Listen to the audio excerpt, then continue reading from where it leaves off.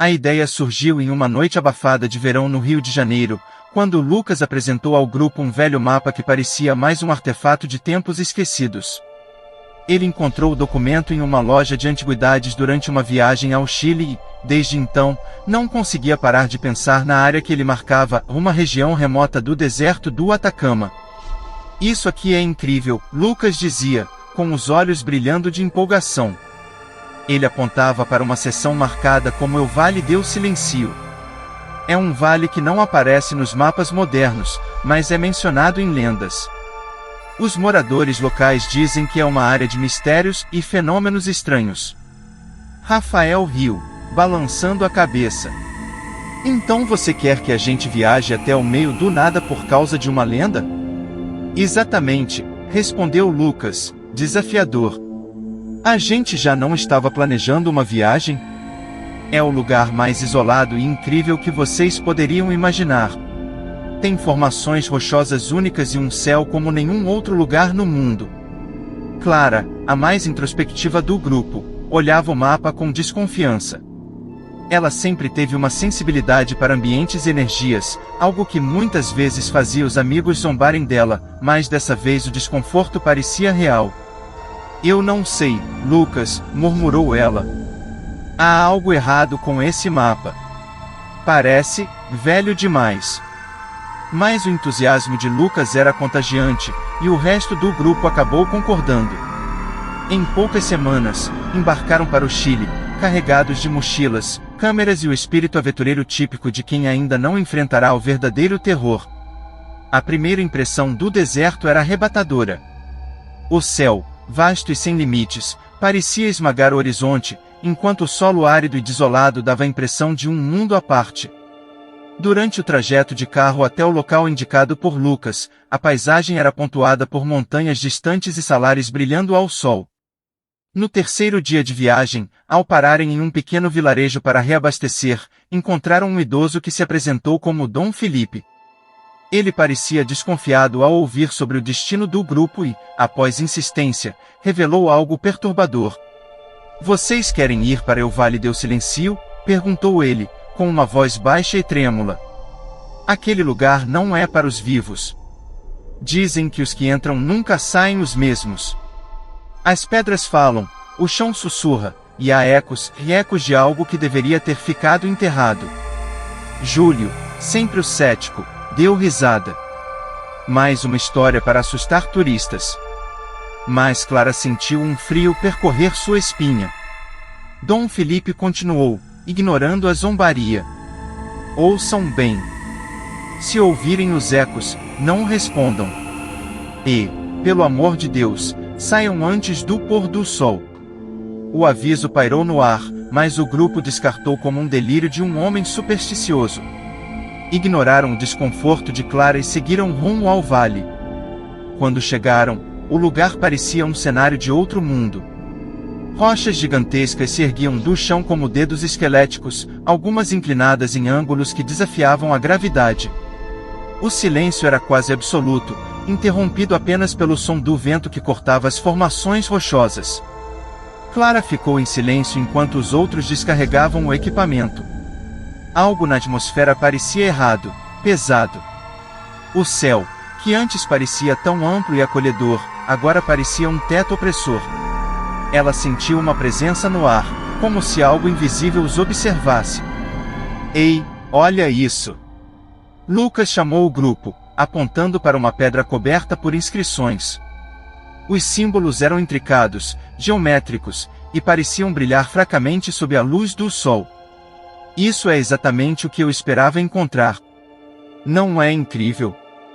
Clara se aproximou com relutância, e ao tocar a pedra, sentiu um leve tremor, como se o solo estivesse vivo. Ela se afastou rapidamente. Não deveríamos estar aqui, disse ela, mas foi ignorada. À noite, enquanto montavam o acampamento, o desconforto de Clara só crescia. Durante o jantar, o vento começou a soprar mais forte, e ela podia jurar que ouvia algo nele. Não era apenas o som do vento, mas uma voz, um sussurro quase indistinguível, como alguém tentando comunicar-se através do véu da realidade. De repente, O som de uma música interrompeu seus pensamentos. Júlio estava mexendo no celular, mas algo estava errado. A música distorcia-se em chiados, e por um momento, Clara ouviu o que parecia ser palavras misturadas ao som. "O que foi isso?" perguntou ela, tentando esconder o pânico. Júlio deu de ombros. "Interferência, talvez. Estamos no meio do nada, lembra?" Mas Clara não estava convencida. O chiado não parecia aleatório. Era como se algo estivesse tentando alcançar o grupo. Mais tarde naquela noite, enquanto todos estavam em suas barracas, Clara não conseguia dormir. A voz no vento ainda ecoava em sua mente. Sentada ao lado da fogueira quase apagada, ela olhava fixamente para as rochas que cercavam o vale. Foi então que viu algo. Era sutil, quase imperceptível, uma sombra que parecia se mover entre as formações. Primeiro, pensou ser o reflexo das chamas, mas a sombra tinha forma e propósito. Clara congelou, o coração disparado, enquanto a coisa desaparecia na escuridão. Quando o dia amanheceu, Clara contou o que viu, mas os amigos não levaram a sério. "Você está deixando esse lugar mexer com a sua cabeça", disse Lucas. "Relaxa, é só a atmosfera." Mas Clara sabia que algo mais estava acontecendo. E, mesmo sem perceber, todos já estavam presos ao Vale do Silêncio. O sol ardia com intensidade no segundo dia da viagem. O calor era quase sufocante, mas a paisagem hipnotizante do deserto do Atacama os empurrava adiante. A vastidão parecia infinita, com montanhas rochosas se erguendo ao longe como sentinelas petrificadas. Lucas liderava o grupo, com um mapa antigo dobrado em sua mão trêmula de excitação. O caminho não era fácil. A areia cedia sob os pés, e o vento seco carregava grãos minúsculos que se infiltravam em cada dobra de roupa e fenda da pele. Quando finalmente avistaram o que Lucas acreditava ser o Vale do Silêncio, um estranho silêncio tomou conta do grupo. Ali, o vento parecia mais fraco, como se temesse perturbar o lugar. Formações rochosas descomunais erguiam-se como costelas gigantescas de uma criatura enterrada sob o solo, e o vale em si era uma depressão ampla, marcada por pedras alinhadas de maneira inexplicavelmente simétrica. "É aqui", exclamou Lucas, apontando para o vale com um misto de entusiasmo e reverência. Ele olhou para os amigos, esperando aprovação, mas encontrou hesitação. Clara, especialmente, parecia inquieta, os olhos fixos nas formações rochosas que pareciam observar o grupo. "Algo está errado", murmurou ela, mais para si mesma do que para os outros. Lucas ignorou o comentário, decidido a explorar. Apesar das reclamações de Amanda e Clara, o grupo montou o acampamento no centro do vale. O lugar tinha uma beleza sombria e perturbadora, como se o próprio deserto estivesse vivo e observando. Pouco depois de montarem o acampamento, Rafael chamou a atenção de todos. Ele havia encontrado uma pedra enorme com inscrições estranhas. Os símbolos eram geométricos intricados, formando padrões que pareciam pulsar sob a luz do sol. Conforme o sol se movia, as sombras criadas pelos entalhes pareciam ganhar vida, mudando de forma e posição. "Que idioma é esse?", perguntou Amanda, inclinando-se para examinar de perto. Lucas, sempre ávido por respostas, começou a fotografar a pedra, exclamando: "Nunca vi nada assim. Pode ser algum tipo de protoescrita, algo mais antigo que qualquer coisa que conhecemos." Clara, no entanto, sentiu um calafrio ao olhar para os símbolos. Havia algo de errado neles, como se fossem vivos. Quando tentou tocar a pedra, um tremor quase imperceptível percorreu o solo, e ela rapidamente retirou a mão. "Não devemos ficar aqui", disse Clara, agora com uma voz mais firme. "Esse lugar parece que está nos observando." Rafael riu, tentando aliviar a tensão. "Clara, você anda assistindo filmes de terror demais." Mas ninguém riu junto. O silêncio do vale parecia se intensificar, como se estivesse absorvendo cada som. Quando a noite caiu, o vale tornou-se ainda mais desconcertante. O céu estava incrivelmente claro, salpicado de estrelas, mas o silêncio era quase insuportável. O vento, que antes soprava fracamente, agora começava a ganhar força. Ele sibilava pelas formações rochosas, produzindo um som que não parecia natural. Era quase como um lamento, algo entre um choro humano e um som metálico. Amanda foi a primeira a mencionar o som. "Vocês estão ouvindo isso?", sussurrou ela, abraçando os joelhos enquanto olhava ao redor. Rafael tentou brincar. "Talvez sejam os espíritos do deserto", disse, mas sua tentativa de humor foi recebida com olhares tensos. Enquanto todos se reuniam ao redor da fogueira, Amanda começou a descrever um sonho que tivera durante a viagem. "Sonhei que algo emergia da terra, uma coisa enorme, maior do que qualquer coisa que já vi. E tinha sombras que se moviam como se fossem vivas." Antes que pudesse continuar, Clara interrompeu, visivelmente abalada. "Eu sonhei com a mesma coisa." O grupo trocou olhares, o desconforto crescendo. Lucas tentou racionalizar. "É apenas sugestão. Nós estamos cansados, e a atmosfera daqui mexe com a mente." Mas as palavras dele pouco confortaram. A caverna de Lucas. Naquele momento, Lucas mencionou uma descoberta que fizera enquanto explorava a área antes do pôr do sol, uma caverna escondida entre as formações rochosas. Ele estava ansioso para explorar, acreditando que poderia encontrar mais símbolos ou pistas sobre a origem do vale. "Você está louco?", perguntou Amanda, incrédula. "Depois de tudo isso, você quer explorar uma caverna à noite?" Mas Lucas estava decidido. Contra o protesto de Clara, ele pegou sua lanterna e foi sozinho. O restante do grupo permaneceu na fogueira, mas o desconforto era palpável. O tempo passou lentamente, e Lucas não retornava. O vento continuava a uivar, os sons metálicos agora parecendo mais altos. De repente, um barulho distante ecoou pelo vale, algo como uma batida profunda, seguida por um som que lembrava uma respiração pesada. Quando Lucas finalmente voltou, estava pálido, os olhos arregalados. Ele não dizia nada, ignorando as perguntas frenéticas dos amigos. "Lucas, o que aconteceu?", insistiu Clara, segurando-o pelos ombros. Ele apenas murmurou, eu não estava sozinho lá dentro." Apesar dos esforços para fazer Lucas explicar, ele permaneceu em silêncio, o olhar perdido na direção da caverna. Naquele momento, Amanda gritou. Todos se voltaram para ela, mas ela apenas apontava para o céu. Um ponto de luz, como uma estrela em movimento, cruzava o horizonte, desaparecendo atrás das montanhas. Parecia longe, mas Amanda jurou que o objeto emitia um som que ecoava pelo vale. Na madrugada, quando o grupo finalmente tentou descansar, um novo som começou a ecoar pelo vale. Era um som baixo e constante, como um tambor distante.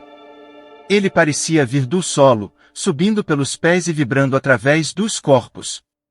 Clara foi a primeira a mencionar. Isso está vindo debaixo de nós. Ninguém respondeu, mas os olhares no escuro confirmavam que todos estavam sentindo o mesmo. A noite continuou, longa e inquietante, enquanto o som persistia, como um coração sombrio pulsando sob o deserto.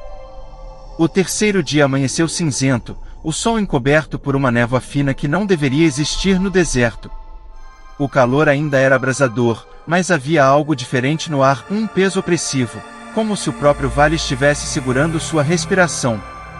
Lucas estava mais animado do que nunca, seus olhos brilhando com uma intensidade febril enquanto falava sobre o que acreditava estar escondido na caverna. Vocês não entendem, disse ele, com uma energia quase maníaca. Esse lugar é mais do que só um vale esquecido. É uma descoberta arqueológica. Algo tão antigo que nem sabemos a sua origem. Precisamos explorar. Amanda olhou para Clara, cuja expressão permanecia sombria desde a noite anterior. Lucas, você está obcecado. E se for perigoso? É uma oportunidade única, insistiu ele. Se tivermos medo de explorar, jamais saberemos o que este lugar guarda. A hesitação pairava entre eles, mas, no final, a curiosidade venceu. Cada um pegou uma lanterna, equipamentos de proteção improvisados e o pouco de coragem que lhes restava, seguindo Lucas até a entrada da caverna. A caverna era um contraste assombroso com o calor sufocante do deserto. Uma brisa fria emanava de sua abertura, carregando um leve cheiro de terra molhada misturada com algo mais pungente, algo metálico e estranho. À medida que o grupo avançava, o mundo exterior parecia desaparecer, substituído por uma escuridão absoluta. As paredes da caverna eram lisas, como se tivessem sido moldadas por mãos gigantes. Estranhos símbolos, semelhantes aos das pedras do vale, cobriam as superfícies, emitindo um brilho fraco que parecia reagir ao movimento das lanternas. Lucas, na frente, observava tudo com fascinação, enquanto Clara sentia uma crescente sensação de claustrofobia. Cada passo parecia ecoar de forma antinatural, o som retornando com um tom distorcido. "Estamos chegando", disse Lucas, sua voz abafada pela caverna. De repente, o túnel se abriu em uma vasta câmara subterrânea. A visão tirou o fôlego de todos. O chão, diferente do restante da caverna, era liso e polido, como um espelho negro. As paredes eram cobertas por símbolos complexos que brilhavam em tons de azul e verde. No centro, uma estrutura imponente se erguia, um altar esculpido em pedra escura, com entalhes que pareciam pulsar com uma energia própria. "Isso não pode ser real", murmurou Júlio, aproximando-se hesitante. Lucas já estava ao lado do altar, tirando fotos freneticamente e analisando cada detalhe.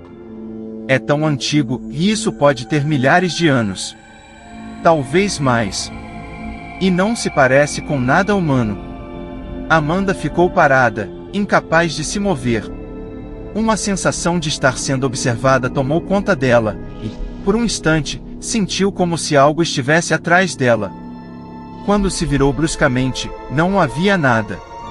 "Eu acho que estamos sendo observados", disse ela, a voz tremendo. "Não seja ridícula", respondeu Lucas, sem desviar o olhar do altar. "Estamos sozinhos aqui." Mas então Júlio, que havia se aproximado demais, tocou a superfície do altar.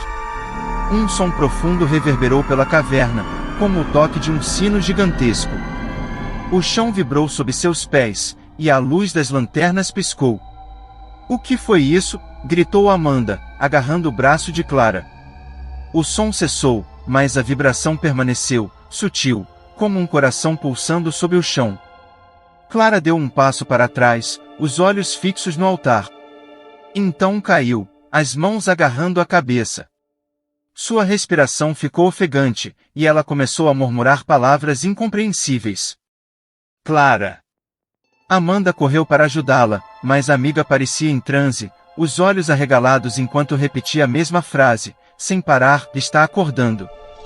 Está acordando." Quando os outros finalmente a levantaram, Clara parecia outra pessoa. Seu rosto estava pálido e suas mãos tremiam, mas ela não conseguia explicar o que havia sentido. O grupo decidiu sair da caverna o mais rápido possível, mas enquanto corriam pelo túnel, os ecos de seus passos pareciam acompanhá-los com algo mais, um som metálico e irregular que não vinham deles. Ao chegarem ao acampamento, a tensão entre o grupo era palpável. Lucas estava mais calado do que nunca, analisando as fotos que havia tirado. Os símbolos nas imagens pareciam diferentes das gravações no local, como se tivessem mudado. Eles não eram assim", murmurou ele, mas para si mesmo. Enquanto isso, Clara permaneceu sentada perto da fogueira, olhando para o horizonte com um olhar vazio. Amanda tentou conversar com ela, mas Clara apenas murmurou palavras em uma língua que ninguém reconhecia. O vento havia se intensificado, e com ele, o som que agora era impossível de ignorar. Um lamento distante, vindo do solo, que parecia mais próximo a cada instante. Durante a madrugada, Amanda acordou e percebeu que Clara não estava na barraca. A ansiedade cresceu enquanto ela acordava os outros, e todos começaram a procurá-la freneticamente pelo acampamento. Quando finalmente a encontraram, Clara estava de pé na entrada da caverna, de frente para o altar. Seus olhos estavam vidrados, e ela murmurava repetidamente: "Está acordando. Está acordando."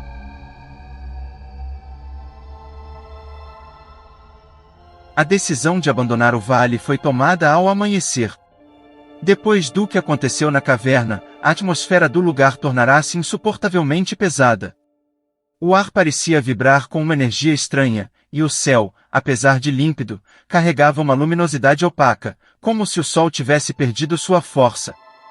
Clara permanecia em silêncio, os olhos distantes e os lábios murmurando palavras ininteligíveis. Amanda não se afastava dela, mas não sabia como lidar com o estado perturbador da amiga. Lucas, no entanto, estava obstinado. Ele arrumava freneticamente os equipamentos, insistindo em levar as fotos, amostras e notas coletadas na caverna. "Vocês não entendem o que encontramos aqui", exclamou ele, apontando para o tablet onde as imagens do altar e dos símbolos brilhavam. "Isso pode mudar tudo. A história, a ciência, a arqueologia. Não podemos simplesmente ir embora." "Lucas, chega", gritou Amanda, a voz embargada. "Você viu o que aconteceu com a Clara? Você sentiu aquele som, aquelas coisas que estão acontecendo? Não vale a pena." O debate foi interrompido quando uma sombra colossal cruzou o acampamento, apagando a luz do sol por um momento aterrorizante. O silêncio caiu como uma onda. Rafael foi o primeiro a erguer os olhos, apontando com uma expressão de pavor. "O que foi aquilo?" Lucas, tentando racionalizar, murmurou: "Deve ter sido uma nuvem, ou algo assim." Mas Amanda começou a chorar. "Não querem que a gente vá. Eles estão observando." Enquanto desmontavam o acampamento, os sons do vale começaram a mudar. Não eram mais apenas os lamentos do vento ou os ecos distantes. Agora havia algo mais profundo, um som grave e contínuo, como o toque de um sino deformado, vibrando sob a terra. Rafael e Júlio, ao recolher as estacas das barracas, notaram algo alarmante. "Parem!" gritou Rafael, ajoelhando-se. Ele apontou para o solo, onde rachaduras começavam a se formar. Delas emanava um cheiro nauseante de enxofre, misturado a algo mais orgânico, quase pútrido. O som se intensificou, e o grupo se viu paralisado. Lucas, com os olhos arregalados, apontou para o horizonte. "Meu Deus, olhem!" Ao longe, além das formações rochosas, algo estava emergindo da terra. Era uma figura humanoide gigantesca, mas não sólida. Sua forma era composta de sombras e poeira, como um corpo desprovido de carne, mas dotado de uma presença palpável. Braços longos se estendiam em direção ao céu, e sua cabeça, ou o que parecia ser uma cabeça, era um emaranhado de escuridão pulsante. "Corram!" gritou Júlio. O grupo se dispersou em um pânico absoluto. O chão começou a tremer violentamente, e as rachaduras se expandiram, engolindo pedaços do solo. Clara, que até então estava em um estado de transe, começou a caminhar lentamente em direção à figura, os olhos fixos como se estivesse sendo chamada por algo que só ela podia ouvir. "Clara!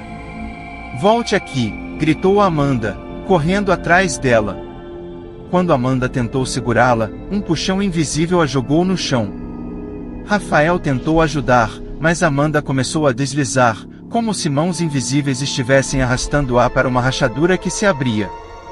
Seu grito ecoou pelo vale enquanto ela desaparecia, deixando apenas o silêncio em seu lugar. Lucas e Júlio, agora aterrorizados, tentaram correr para fora do vale, mas o terreno parecia vivo, movendo-se como se algo gigantesco estivesse tentando romper a superfície. Cada passo era uma luta contra o desmoronamento do solo, enquanto o som profundo e grave crescia, reverberando em seus ossos. "Rafael!" gritou Lucas, mas quando olhou para trás, viu apenas sombras engolindo o amigo. Por um momento, Rafael tentou resistir, suas mãos estendidas para o nada, mas a escuridão o envolveu por completo. Lucas e Júlio conseguiram escapar do vale, seus corpos cobertos de poeira e suor. Quando finalmente pararam para recuperar o fôlego, olharam para trás e viram o vale pela última vez. A figura colossante de sombras permanecia lá, agora completamente erguida, olhando para o céu. Ao seu redor, as rachaduras brilhavam com uma luz azulada e pulsante, como se algo estivesse prestes a nascer. Clara ainda estava lá dentro, sua silhueta visível enquanto caminhava em direção à criatura. Lucas tentou gritar por ela, mas Júlio o segurou. Ela não pode mais ser salva, disse Júlio, a voz falhando. Não podemos voltar. O som do vale finalmente cessou, mas o silêncio que ficou para trás era ainda mais terrível. Lucas caiu de joelhos, incapaz de processar o que havia acontecido. Júlio, olhando para o horizonte, sabia que o que eles haviam libertado jamais poderia ser compreendido ou detido. Lucas e Júlio chegaram ao vilarejo ao entardecer, seus corpos exaustos e as roupas cobertas de poeira. Apesar da segurança aparente da civilização, o que haviam deixado no vale parecia tê-los seguido. Cada som, cada sombra nas esquinas estreitas do pequeno vilarejo parecia carregada de intenções ocultas. As ruas, tão pacatas e iluminadas por luzes amareladas, exalavam uma tranquilidade que contrastava terrivelmente com o caos que eles haviam experimentado. Foram direto à pequena delegacia local, mas explicar o que tinham vivido se provou inútil. O policial que os atendeu, um homem baixo e de rosto severo, ouviu com ceticismo enquanto Lucas e Júlio, ainda trêmulos, descreviam o que havia acontecido. Quando mencionaram a figura colossante e os desaparecimentos, o policial suspirou. Vocês devem ter se perdido. Há muitos mitos e histórias sobre o deserto. Às vezes, ele prega peças na mente, disse o homem, antes de oferecer água e sugerir que descansassem. O tom condescendente do policial fez Júlio se levantar abruptamente. Você não entende. Nossos amigos desapareceram, e o vale, aquilo não era normal. Lucas segurou o braço de Júlio, tentando acalmá-lo, mas o olhar do policial dizia tudo, eles eram apenas turistas que haviam ficado tempo demais sob o sol escaldante. Determinado a provar o que viveram, Lucas convenceu Júlio a contratar guias locais para levá-los de volta ao vale. Foi preciso muita insistência, e a maioria dos guias recusou imediatamente ao ouvir o nome. O vale deu silêncio. Um homem finalmente aceitou, mas com uma condição: eles só poderiam explorar durante o dia e retornariam antes do anoitecer. Quando chegaram ao local, Júlio sentiu o estômago se revirar. O que antes era um vale coberto por formações rochosas e rachaduras agora parecia normal. Não havia sinal do acampamento, da caverna ou das marcas de destruição que haviam deixado para trás. Apenas um campo vasto de terra árida e montanhas distantes. O silêncio, porém, era o mesmo, opressivo e quase tangível. Não é possível, murmurou Lucas, correndo de um lado para o outro. Ele apontou para o mapa, tentando alinhar o que via com as imagens gravadas em sua mente. Era aqui. Tinha uma caverna, um altar. Os guias os observaram com paciência desconfiada. Júlio, por sua vez, sentiu o ar pesar em seus pulmões, como se o deserto estivesse rindo deles. Quando Lucas começou a cavar desesperadamente no solo seco, Júlio soube que algo estava errado. Ele segurou o amigo pelos ombros. Lucas, acabou. Eles não querem que a gente encontre o lugar de novo. A viagem de volta ao vilarejo foi silenciosa. Lucas permaneceu com os olhos fixos no horizonte, o rosto marcado pela derrota, mas algo mais brilhava em seus olhos, uma determinação perigosa. As semanas seguintes foram um tormento. Lucas se fechou em um quarto alugado, obcecado pelas fotos e anotações que havia feito. Ele passava noites inteiras tentando decifrar os símbolos, analisando cada imagem do altar em busca de respostas. Júlio, por outro lado, queria esquecer. Ele tentava se convencer de que a vida poderia voltar ao normal, mas algo não o deixava descansar. Foi na terceira noite após o retorno que ele teve sua primeira visão. Júlio estava deitado na cama, a escuridão do quarto o envolvendo, quando ouviu um som abafado. Abriu os olhos, por um momento, teve certeza de que havia alguém ali.